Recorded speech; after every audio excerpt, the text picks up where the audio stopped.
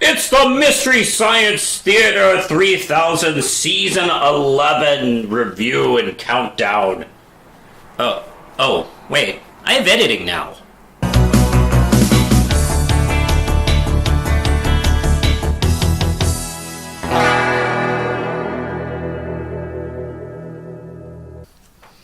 Hello, Botsy Poos. I am back, finally, with a new episode of Real Manos, where I talk about Mystery Science Theater 3000. And my extreme apologies to my followers who watch my Mst3k videos. It's been over a year since I've done one. I'm so sorry. I've really gotten out of the loop on it, and I should do more videos. Matter of fact, this will be, what is this, January? This is January, and I am going to now try, this is going to be a goal of mine for 2020, is to do one video a month about Mst3k. So this time I'm going to be talking about Season 11, which was the first Netflix season. Next month I'll be talking about Season 12. And then I have some topics and ideas for March and on up. So get ready for that. Right now, I'm going to talk about Season 11, and now, alright, let's get into some things. Of course, the show had been off the air since, 1999, last century, and over the time we watched the creators of the show in both camps, the Joel camp and the Mike camp, kind of like do a few of their own things, and then kind of like come back to form and start figuring out how to do things. Mike started with the film crew, and that evolved into riff tracks, which was an ingenious idea to get around copyright for some of the movies people had hoped they would riff at some point. And then that's also developed into just finding movies and getting the rights to. And Joel did a couple things, and eventually did Cinematic Titanic, which was a lot of fun, and died too soon. But the creators of that show kind of like had their own things going on, their lives had changed, and getting back to this reunion series was a bit more complicated than it would have been 10 years ago, 10 years earlier. So that brings us up to a few years ago when Joel remembered that the anniversary was coming up. So he decided to bring the show back on Netflix and do a Kickstarter, which was extremely successful.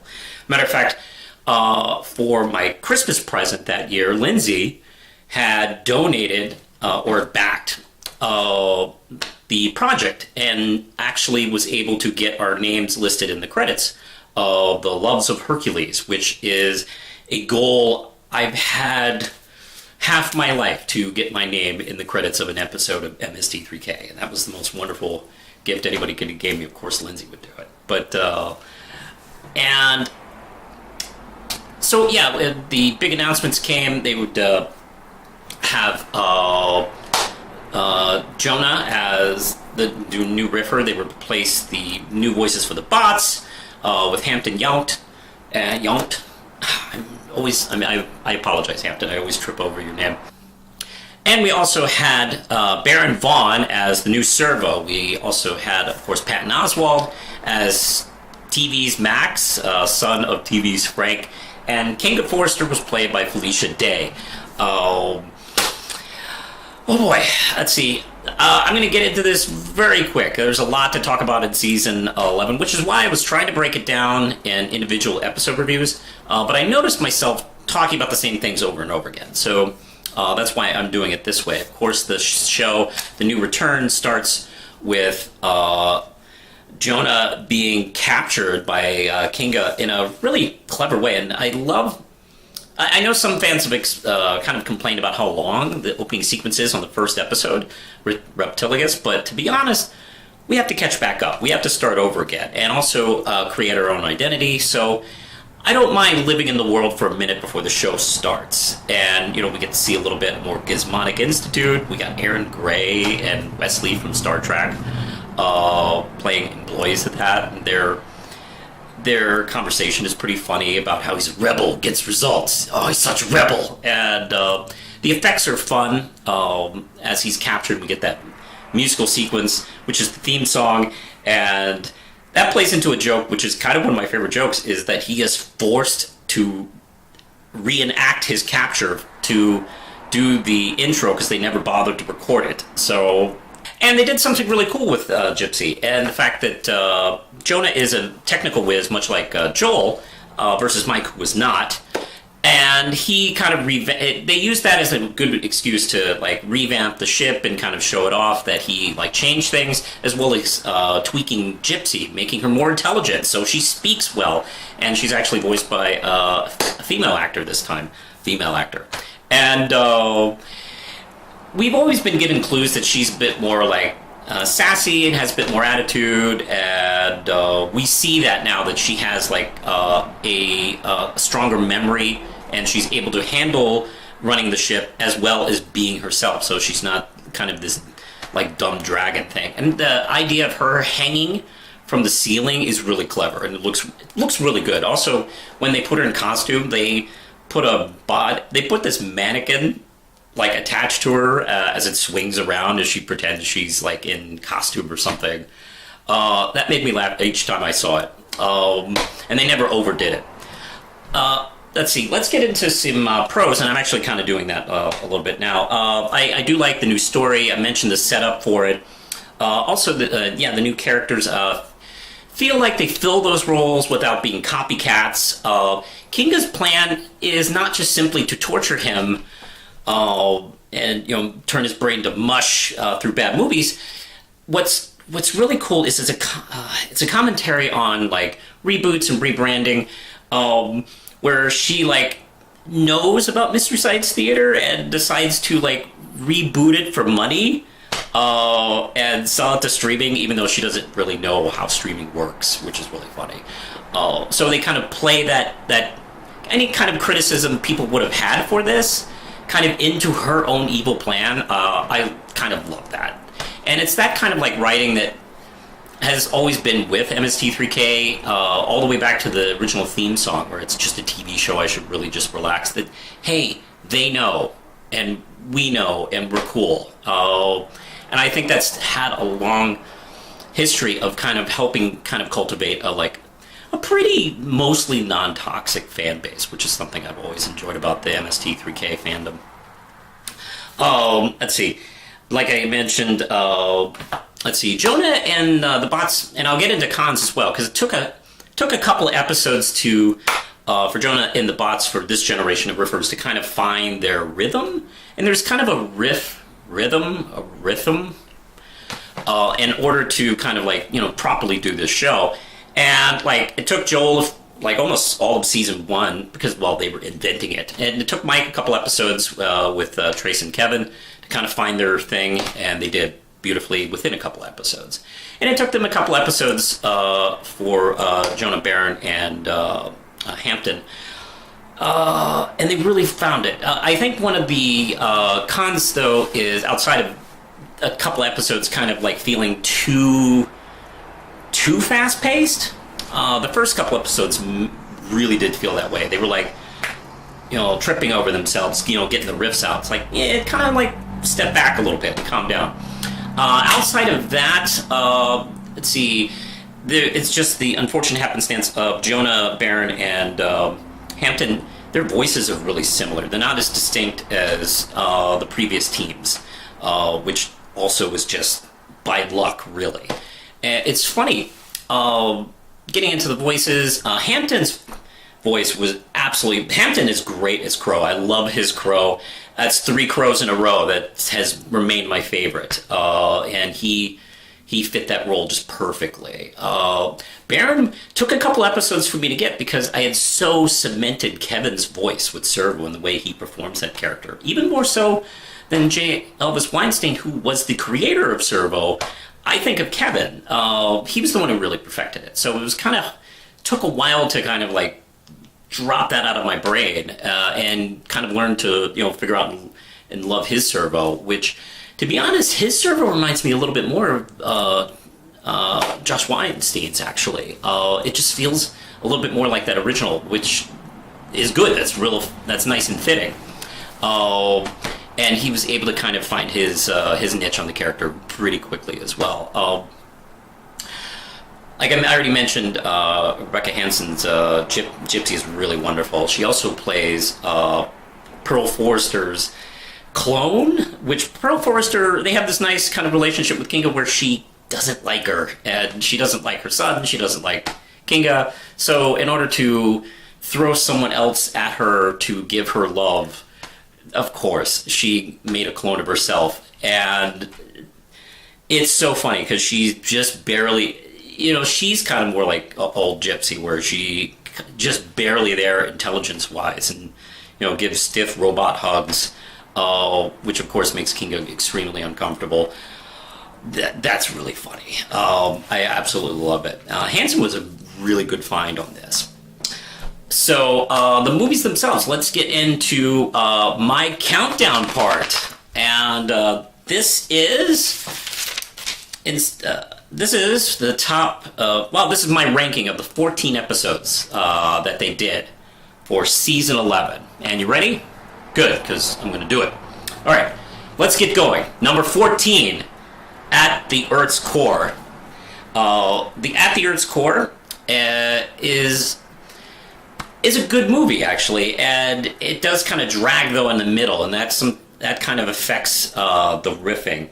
Number 13 is The Land That Time Forgot, which I think out of the movies is unironically the best film in this group. It's actually a pretty enjoyable movie unriffed.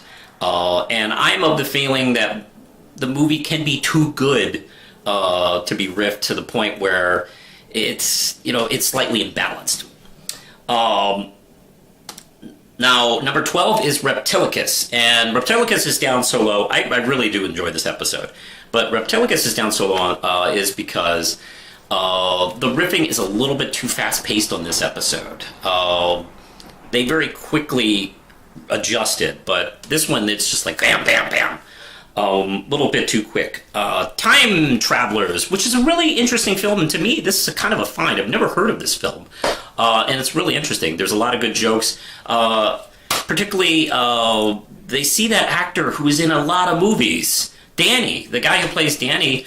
I didn't realize, holy crap, this guy was in a lot of TV and film throughout the 50s through the 80s, and he's even in the next movie they did, which is funny. I don't know if that was planned or that just happened. But number 10 is The Beast of Hollow Mountain. And let's see, that episode has quite a few good riffs.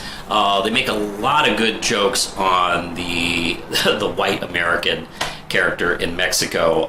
They have a lot of good fun with that. One of my favorite host sequences is where they mock the parade, where Servo and Crow are they are masked and they're doing this weird dance and they won't speak to Jonah and they're freaking him out.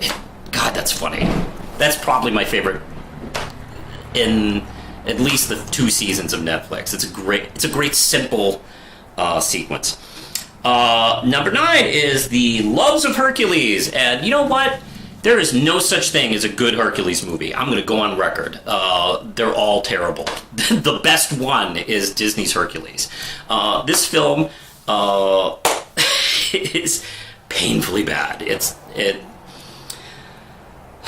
stars one of the M's, one of the 3 blonde M's and her husband, and it's bad. They're married and they have no chemistry, which is hilarious. The effects are bad. That Hydra is terrible. Mickey Hargitay is not a great Hercules. He looks like Eddie Vedder, which is pretty funny. I'd never thought of that before, and they make quite a few jokes on that. There's some wonderful riffs regarding that awful Hydra, the stupid Amazon plot that's in the middle, and of course, to cap it off, this is the one with my and Lindsay's name in the credits, and that just is exciting. If I were to be biased, I'd put this at number 1 because of that, but I have to go with the episode.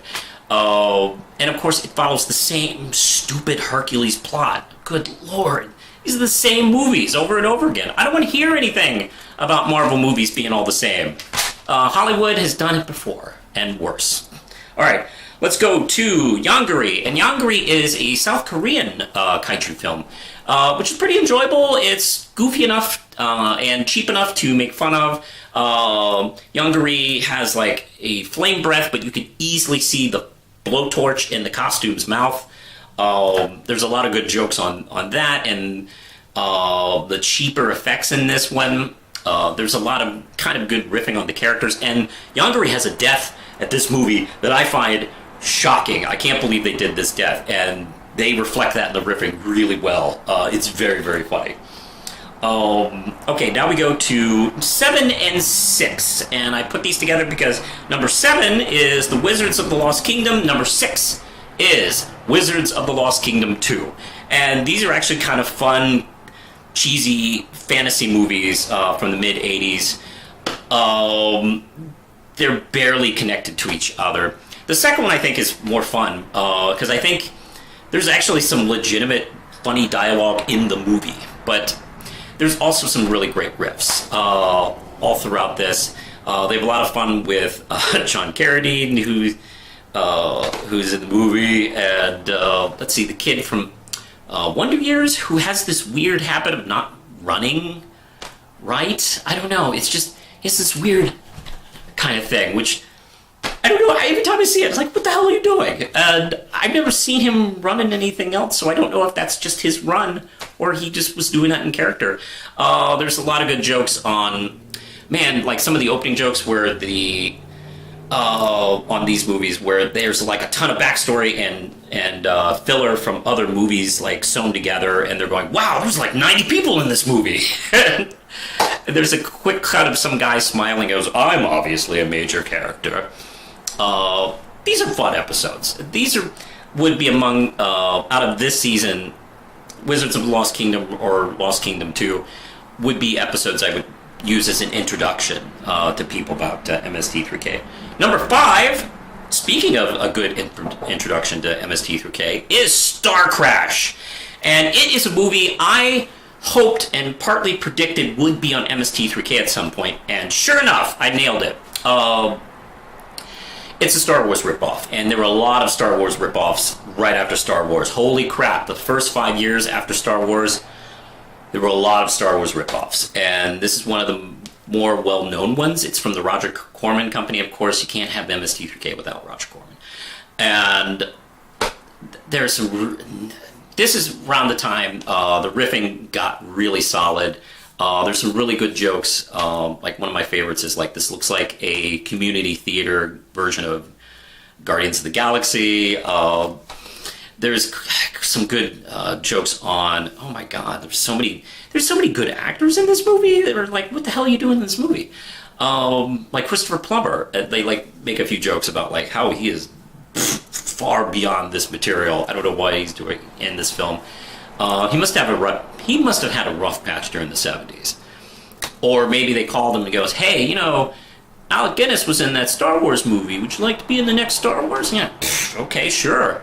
And then they put him in that stupid cape and have him utter some stupid lines. It's bad. Very funny episode.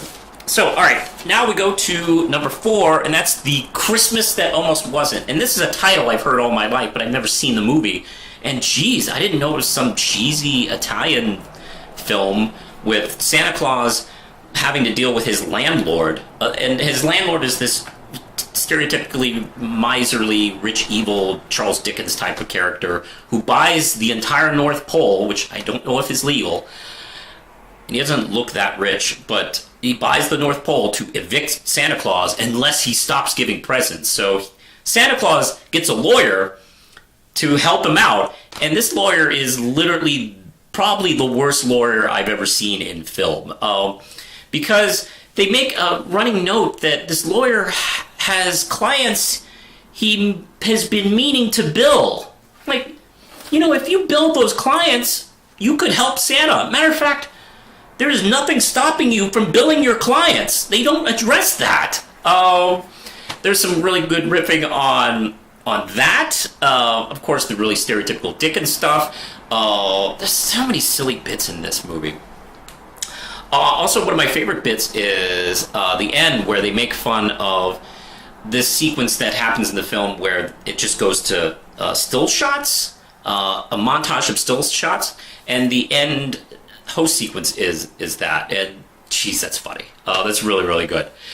Okay, now we're on to the top 3, and number 3 is Carnival Magic. Now, Carnival Magic reminds me of the old school, crappy, cheap, bottom of the barrel Mst3k experiments. And I don't know what the hell it is. Like, was this designed to promote some sort of local circus or carnival or something like that? It's about this carnival guy. It's about this hypnotist who works at a carnival, who apparently is the most fascinating man in the universe. And he works at a cheap, stinky carnival.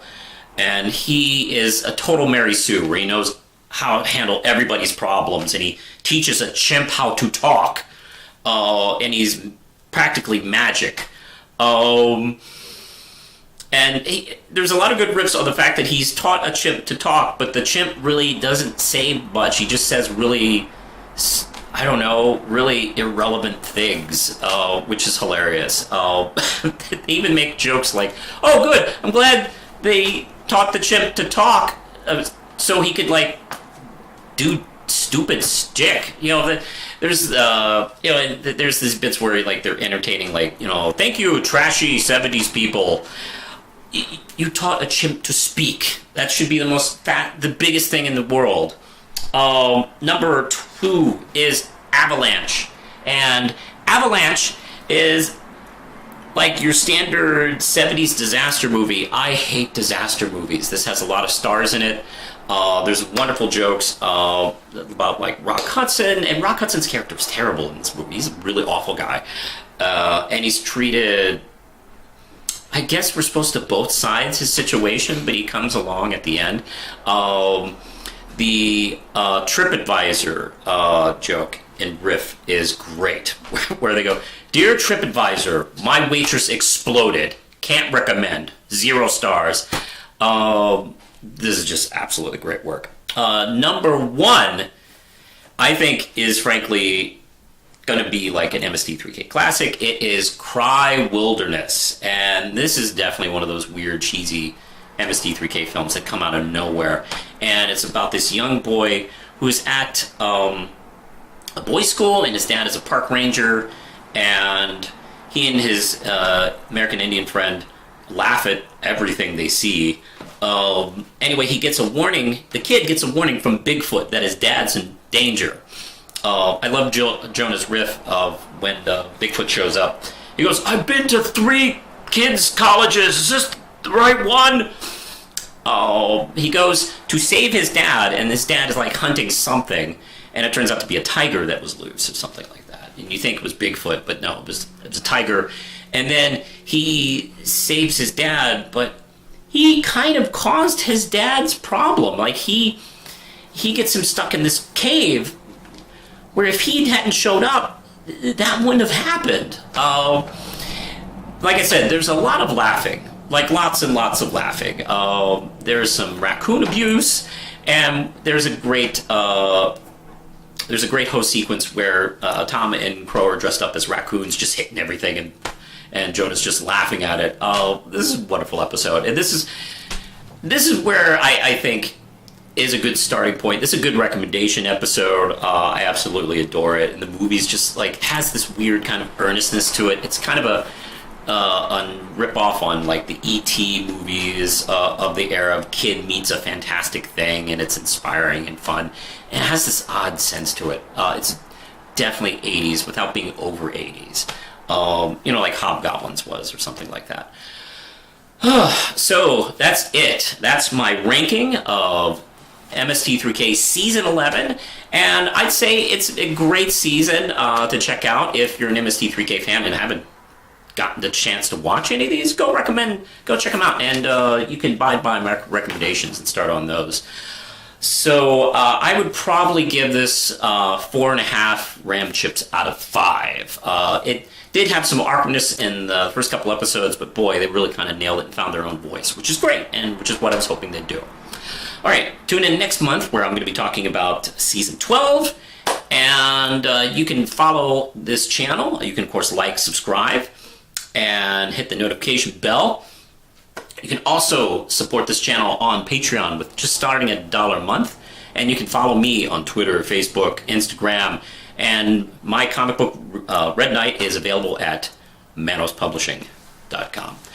Well, I think that's it now. So push the button, Lindsay.